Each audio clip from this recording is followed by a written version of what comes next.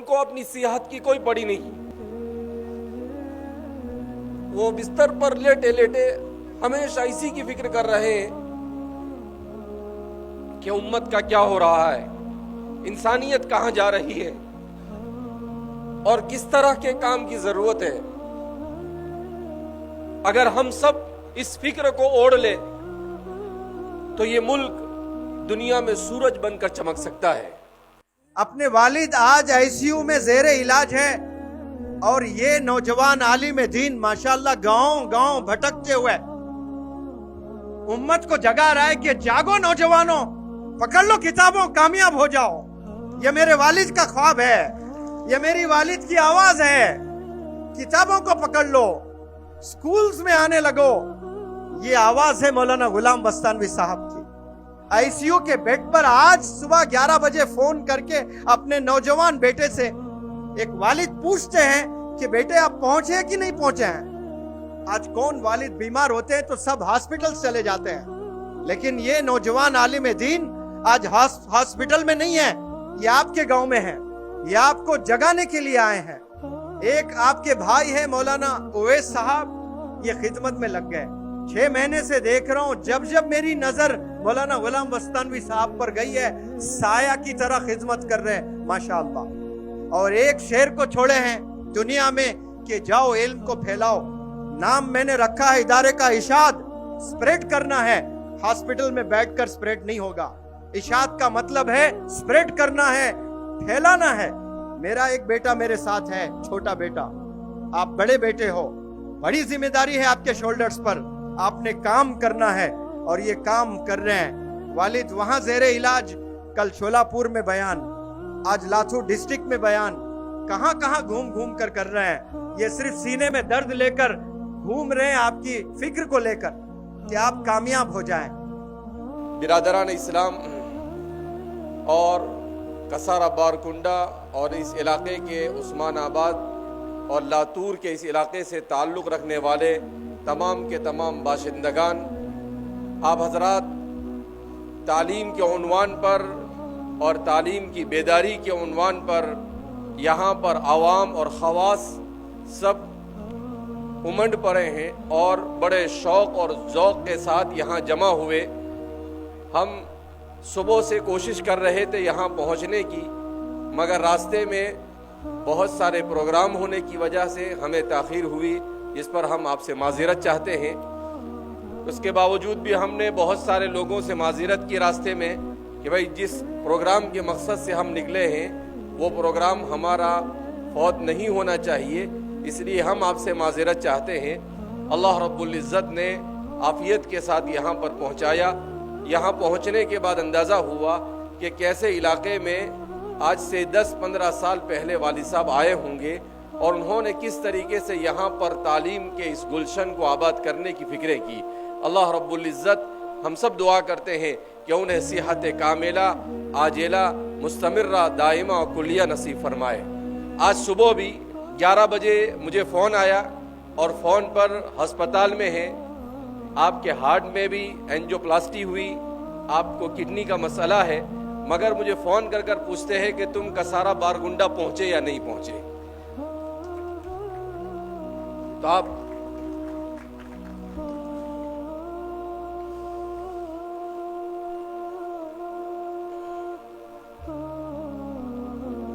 اندازہ لگا سکتے ہیں کہ اس شخص کے دل میں انسانیت کا کتنا درد ہے.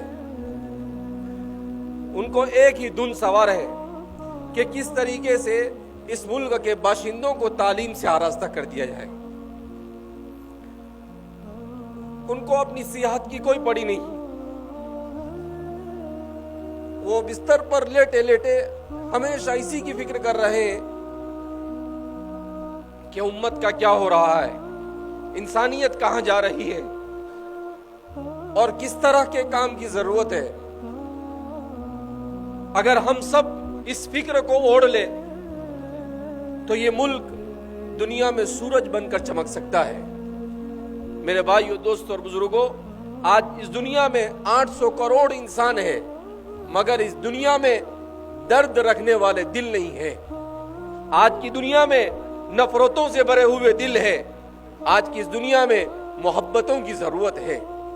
دنیا کا کوئی مذہب، دنیا کا کوئی کانسٹیٹیوشن، دنیا کا کوئی دستور اور دنیا کا کوئی قانون نفرت نہیں سکھاتا ہے. دنیا کا ہر مذہب انسان کو انسان کے ساتھ محبت کرنے کا سبق سکھاتا ہے. دنیا کا ہر قانون، چاہے وہ کیسا ہی گیا گزرا قانون ہو، مگر کسی قانون میں ایسا نہیں لکھا ہے کہ ایک دوسرے کے ساتھ نفرت کی جائے. ہر قانون یہ سکھاتا ہے کہ سب کو آپس میں محبت کے ساتھ اللہ کی زمین کے اوپر رہنا ہے. ہم سب ایک ماں باپ کی اولاد ہے. قرآن کریم کی جو آیت کریمہ میں نے آپ حضرات کے سامنے تلاوت کی وہ یہی کہتی ہے. آج کا انسان پریشان ہے، وہ یہ معلوم کرنا چاہتا ہے کہ آخر اس دنیا میں انسان کیسے آیا، اس دنیا میں انسان کیوں آیا اور اس دنیا میں انسان کو کیسے زندگی گزارنی چاہیے. قرآن کریم کی اس آیت کریمہ نے بتلایا کہ دنیا کے تمام فلسفے اس کے سامنے پھیل ہے. قرآن میں اللہ کیا فرماتے ہیں؟ یا ایھا الناس، اے لوگو، اے ایمان والوں نہیں کہا، اے مسلمانوں نہیں کہا. قرآن صرف مسلمانوں کا نہیں، قرآن صرف مومنوں کا نہیں، قرآن پوری انسانیت کے لیے آیا ہوا ہے. قرآن پوری انسانیت کو زندگی جینے کا سلیقہ سکھانے کے لیے آیا ہے. قرآن کریم اس لیے نہیں آیا ہے کہ دنیا کے اندر میں نفرتوں کو، بلکہ دنیا سے نفرت کو ختم کرنے میں سب سے بڑا اگر کسی کتاب نے رول ادا کیا ہے تو وہ اللہ کی کتاب قرآن کریم ہے. قرآن کریم کی جو آیت کریمہ میں نے آپ کے سامنے پڑھی وہ ایک اتنے عظیم فلسفے کو بیان کر رہی ہے. کیا فلسفہ ہے؟ آج اسکول میں ہمارے بچے پڑھتے ہیں، کالجوں میں پڑھتے ہیں، اور جگہ جگہ پر انسان سوچتا ہے کہ انسان اس دھرتی پر کیسے آیا. اللہ نے بتلایا کہ انسان اس دھرتی پر کیسے آیا. کہا سیدھی سی بات ہے، this is a special creation of God. یہ اللہ کا سب سے خصوصیت کے ساتھ بنائی ہوئی مخلوق ہے. اللہ نے اسے بنایا ہے. قرآن کریم اسی کو کہتا ہے، یا ایھا الناس، اے لوگو، اتقوا ربکم الذی خلقکم، تم ڈرو اپنے اس پروردگار سے، الذی خلقکم من نفس واحدہ، جس نے تمہیں ایک نفس سے پیدا کیا. اللہ نے سب سے پہلے حضرت آدم علیہ السلام کو پیدا کیا. وَخَلَقَ مِنْهَا زَوْجَهَا، اور پھر ان سے ان کی بیوی حضرت حوا کو پیدا کیا، اور پھر اسی حضرت حوا اور آدم کو زمین پر بھیجا.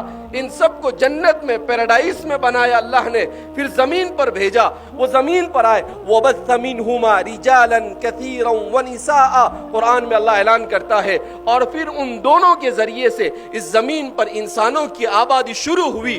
اور آج 2023 میں جب ہم یہاں پر کھڑے ہوئے ہیں تو اللہ کی زمین پر ان دو آدمیوں نے جس گلشن کو اللہ نے جن کے ذریعے سے آباد کیا تھا، 800 کروڑ انسان ہے، اور ان سب کا ڈی این اے، ان سب کا رشتہ اسی آدم اور حوا سے جا کر ملتا ہے. ہم آج دنیا میں ایک دوسرے سے نفرت کر رہے ہیں. کیوں نفرت کر رہے ہیں؟ میرا، آپ کا، چاہے وہ مسلمان ہو، چاہے وہ ہندو ہو، چاہے وہ سکھ ہو، چاہے وہ عیسائی ہو، چاہے وہ مرد ہو، چاہے وہ عورت ہو، چاہے وہ کسی خاندان سے تعلق رکھتے ہو، سب کا تعلق ایک ہی ماں باپ سے ہے، اور وہ ہے آدم اور حوا علیہ السلام. کیا ایک ماں باپ کی اولاد ہونے کے بعد بھی جھگڑا کر سکتے ہیں؟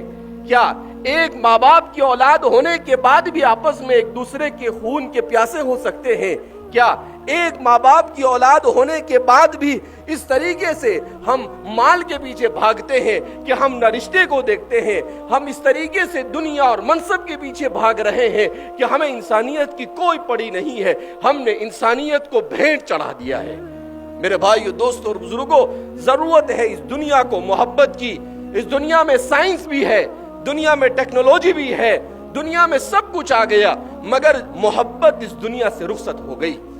اگر دنیا میں ساری انسان کی ضرورتیں اور سائنس اور ٹیکنالوجی کہاں سے کہاں انسان کو پہنچا دے، لیکن محبتیں نہیں ہوگی تو یہ دنیا کا سارا کے سارا نظام بیکار ہے. کیا کرے گا انسان اس زمین پر رہ کر؟ آپ کے پاس سب کچھ ہے، مگر ایک انسان دوسرے انسان کو دیکھنے کے لیے تیار نہیں، ایک انسان دوسرے انسان سے محبت سے بات کرنے کے لیے تیار نہیں. रसूलुल्लाह सल्लल्लाहु अलैहि वसल्लम जिस दीन को लेकर आए उस दीन में क्या सिखाया? हुजूर ने फरमाया वतिलाक़तुका फी वजहि अख़ीका सदक़तुन, और तेरे अपने भाई को खंदा पेशानी से मिलना, मुस्कुराते हुए चेहरे से मिलना, ये भी सदका है। क्या तालीम दिया कि आपको कोई मिले तो आप अपना मुंह मत फुलाइए, आप नाराजगी का इजहार मत कीजिए, आप उससे मोहब्बत के साथ मिलिए। अल्लाह के रसूल सल्लल्लाहु अलैहि वसल्लम की तालीमात को उठाकर देखे, आपने जानवरों के साथ रहमदिली का मामला किया, आपने इंसानों के साथ रहमदिली का मामला किया।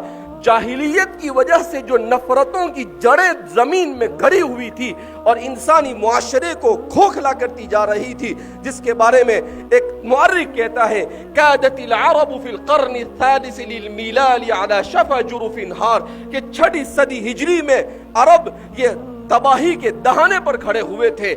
ऐसे मौके पर मोहम्मद अरबी सल्लल्लाहु अलैहि वसल्लम आए और उन्होंने जिंदगी जीने का सलीका सिखाया। उन्होंने सिखाया कि खाना खाने का तरीका क्या हो सकता है। उन्होंने सिखाया कि अच्छे मुआशरे में बेहतरीन बाप बनना कैसे मुमकिन हो सकता है, एक अच्छी माँ कैसे मुआशरे में वजूद में आ सकती है। उन्होंने जाहिलियत को खत्म किया और उन्होंने दुनिया में तालीम को आम किया, और उसी तालीम की बरकत से आज 8 साल पहले अमेरिका का एक जनरल रिटायर होने के बाद किताब लिखता है और उस किताब के अंदर में एतराफ करता है द वर्ल्ड विदाउट इस्लाम, कि अगर इस दुनिया में इस्लाम न होता तो आज जो थोड़ा बहुत अमन है वो दुनिया में वो अमन भी बाकी नहीं रहता। कौन कहता है? वो शहीद शाहिदुम मिन अहलिहा। अमेरिका का एक जनरल रिटायर होने के बाद और अपनी पूरी जिंदगी गुजारने के बाद वो इस बात का एतराफ करता है कि इस दुनिया को अमन का सबक अगर किसी ने सिखाया है तो वो इस्लाम ने सिखाया है। इसलिए मेरे भाइयों, दोस्तों और बुजुर्गों, इस स्टेज पर हर किस्म के लोग आकर बैठे हुए हैं, मुसलमान भी है, हिंदू भी है, हर तरह के लोग आकर बैठे हैं। ये क्या है? ये इस मुल्क की तहजीब और इस मुल्क का इम्तियाज है। इसी को हिंदुस्तान कहा जाता है, जहां पर सब मिलजुल कर काम करते हैं। इसी का नाम हिंदुस्तान है। हिंदुस्तान इसका नाम नहीं है कि किसी पर्टिकुलर किसी एक मजहब के साथ उसे जोड़ दिया जाए, नहीं, ये गंगा जमनी तहजीब का गहवारा है। ये वो जगह है जहां पर आज से नहीं, सबसे पहले हजरत आदम अलैहिस्सलातु वस्सलाम को अल्लाह ने उतारने के लिए हिंदुस्तान को मुंतखब किया। हिंदुस्तान की खुशबू इसीलिए मशहूर है। कहते हैं कि आदम अलैहिस्सलातु वस्सलाम का इस्तिकबाल किया हिरनों ने। आदम अलैहिस्सलाम ने उस इस्तिकबाल में उनके पुश्त पर फेर दिया हाथ, तो अल्लाह ने उसके अंदर खुशबू और ऊद को पैदा कर दिया, और दुनिया में सबसे ज्यादा मकबूल उसी खुशबू को माना जाता है। तो इसलिए मेरे भाइयों, दोस्तों और बुजुर्गों, जब आदम और हव्वा की हम औलाद है और उनकी सरजमीन ये इसीलिए कहते हैं कि दुनिया का सबसे पहला दारुल इंसान, इंसानों की रहने की जगह अगर कोई है तो वो हिंदुस्तान है। कोई कहता है यूरोप का कोई फलसफी खड़ा होता है और कहता है कि सबसे पहले इंसान ये अफ्रीका के अंदर में जंगलों में ये सब बेवकूफ बना रहे हैं हमें। कोई अफ्रीका के जंगलों में और इंसान कोई बंदर से इंसान नहीं बना है। अल्लाह ने पहले से उसे इंसान बनाया था और वो इंसान बनकर इस जमीन के ऊपर आया है। वो ना अफ्रीका के जंगल में बना है बंदर से इंसान, न तो यूरोप में जाकर उसने तरक्की की है, बल्कि अल्लाह रब्बुल इज्जत ने उसे बनाकर इस जमीन पर भेजा है। और क्यों भेजा है? उसे इसीलिए भेजा है कि उस एक खालिक और मालिक की इबादत की जाए, उसी की मोहब्बत, उसी की रजामंदी के रास्ते को तलाश किया जाए। आप हजरात इतने गर्मी में आप यहाँ पर इस तरह से बैठे हुए हैं, बहरहाल ये आपके अंदर जज्बात है कि आप में से हर एक ये चाहता है कि तालीम के इस गुलशन को यहाँ पर मजीद आबाद किया जाए। आप में से हर एक ये चाहता है कि आपका बच्चा बेहतरीन इंजीनियर बने। आप में से हर एक ये चाहता है कि आपका बच्चा बेहतरीन डॉक्टर बने, सब कुछ बने, मगर सबसे पहले मेरी और आपकी ये तमन्ना और आरजू होनी चाहिए कि वो सबसे पहले बेहतरीन इंसान बने। क्यों कि अगर वो कितना भी बड़ा डॉक्टर बन जाए मगर उसके दिल में इंसानियत का दर्द नहीं, उसकी वो डॉक्टरी किसी काम की नहीं, उसकी इंजीनियरिंग किसी काम की नहीं। ये सब कुछ उस वक्त काम आएगा जब उसके दिल में दर्द होगा। हमारा मिशन और विजन यही है कि हम दुनिया में ऐसे डॉक्टर देना चाहते हैं जो हमदर्दी और इंसानियत को अपने दिल के अंदर लिए हुए हो। ऐसे इंजीनियर देना चाहते हैं जो हमदर्दी के साथ, गरीबों के साथ हमदर्दी, अपनों के साथ हमदर्दी, गैरों को अपने गले से मिलाना, इस जज्बे के साथ जो मुआशरे के अंदर आए। और आज मुआशरे को ऐसे ही लीडरों की जरूरत है। आज मुआशरे को इसी किस्म के इंसानों की जरूरत है जो तोड़ नहीं जोड़ पैदा करे। मुआशरे को जोड़ने वाले चाहिए, तोड़ने वाले तो बहुत आसानी से मिल जाते हैं और तोड़ने के लिए मेहनत नहीं करनी पड़ती है। मगर ताज्जुब है 21वीं सदी का तरक्की याफ्ता इंसान तोड़ने के लिए जितनी मेहनत कर रहा है, कभी जोड़ने के लिए उसने इतनी मेहनत नहीं की। उसने मीडिया को इस्तेमाल किया तोड़ने के लिए, उसने पॉलिटिक्स को इस्तेमाल किया तोड़ने के लिए, उसने हर चीज को इस्तेमाल किया तोड़ने के लिए। अगर उसे वो जोड़ने के लिए इस्तेमाल करता तो इस मुल्क का नक्शा वो होता कि शायद आज 21वीं सदी में हिंदुस्तान आगे होता और अमेरिका ये हमारा मुक्तदी और हमारे पीछे होता। इसलिए आज भी हमें आंखें खोलने की जरूरत है कि हम सब मिलकर यह अहद करें कि हम इस जमीन के ऊपर मोहब्बत के साथ रहेंगे, हम एक दूसरे का ताउन, एक दूसरे का कंधे से कंधा मिलाकर रहेंगे, तब जाकर ये मुल्क तरक्की करेगा। वरना आपको इस मुल्क की तरक्की का ख्वाब तो दिखा सकता है मगर वो ख्वाब शर्मिंदा ताबीर नहीं हो सकता है जब तक के मोहब्बत के साथ इस दुनिया के अंदर में जीने का हम अहद नहीं करते हैं। मेरे इस प्रोग्राम में चूंकि मेरी बहुत सारी माएँ और बहनें भी शरीक हैं, मैं आखिर में उनके नाम भी एक पैगाम देना चाहूंगा कि ये मोहब्बत करने वाले कहां से पैदा होंगे? ये इन माँ और बहनों की गोद से पैदा होंगे। क्यों? इसलिए कि बच्चों की तरबियत कहां होती है? सबसे पहला मदरसा ये माँ की गोद है। अगर माँ ने मोहब्बत करना सिखाया तो वो जिंदगी भर इंसानों से नहीं अल्लाह की हर मखलूक से मोहब्बत करेगा। और अगर माँ ने नफरत सिखाई तो वो जिंदगी भर लोगों से नफरत ही करता रहेगा। मेरी माएँ ये अहद कर कर जाए कि वो अपने बच्चों की तालीम और तरबियत की फिक्र करेंगी, वो अपने बच्चों को बेहतरीन इंसान बनाने की फिक्र करेगी। आपका बच्चा अगर गाली बोल दे तो आपको खुश नहीं होना चाहिए। हमारे यहाँ खुश होते, देखो कितनी अच्छी गाली बोलता है, ऐसी गाली जो कभी आपने सुनी भी नहीं होगी। अरे भाई, ये कोई फख्र करने की बात है। आप अगर वो गाली बोले तो आप उसकी जबान खींच लो, कहा आज के बाद अगर तूने गाली बकी कभी, अगर वो किसी बड़े का एहतराम नहीं करता है, आप दो खींच कर उसे मारो कि आज के बाद अगर किसी बड़े के साथ तूने बदतमीजी की। अगर इस तरह से हम अपने माएँ और बहनें और बाप अपने घरों के अंदर में अपनी औलाद की बचपन से तरबियत करेगा कि बड़ों का एहतराम किया जाए, उनका रिस्पेक्ट किया जावे, छोटों के साथ शफकत की जावे, साफ सफाई के साथ जिंदगी गुजारी जाए, एक दूसरे के साथ मोहब्बत की जाए, तो मैं नहीं समझता हूं कि आइंदा आने वाली नस्ल ये नफरतों वाली होगी, बल्कि वो सिर्फ और सिर्फ मोहब्बत का चिराग लेकर घर घर फिरने वाली होगी। मैं आप हजरात से रुखसत लेता हूं और आप हजरात से ये दरख्वास्त करूंगा कि जामिया यहाँ ITI भी खोलने का इरादा करता है। जामिया ये भी चाहता है यहाँ पर स्कूल का बेहतरीन निज़ाम हो, यहाँ पर लड़कियों की तालीम का बेहतरीन निज़ाम हो। अगर आपने ज़मीन वगैरह के ज़रिए से ताउन किया तो हो सकता है आगे चलकर यहाँ पर BUMS या BHMS कॉलेज भी यहाँ पर खोला जा सकता है, यहाँ फार्मेसी कॉलेज भी खोला जा सकता है। आप जितना ताउन करेंगे जामिया आपके साथ आगे बढ़ने के लिए तैयार है। अल्लाह रब्बुल इज्जत हम सबको इस मुल्क को खूबसूरत बनाने में एक दूसरे का हाथ बटाने की तौफीक मरहमत फरमाए। अल्लाह हम सब से राजी हो जाए, ऐसे अमाल की तौफीक मरहमत फरमाए।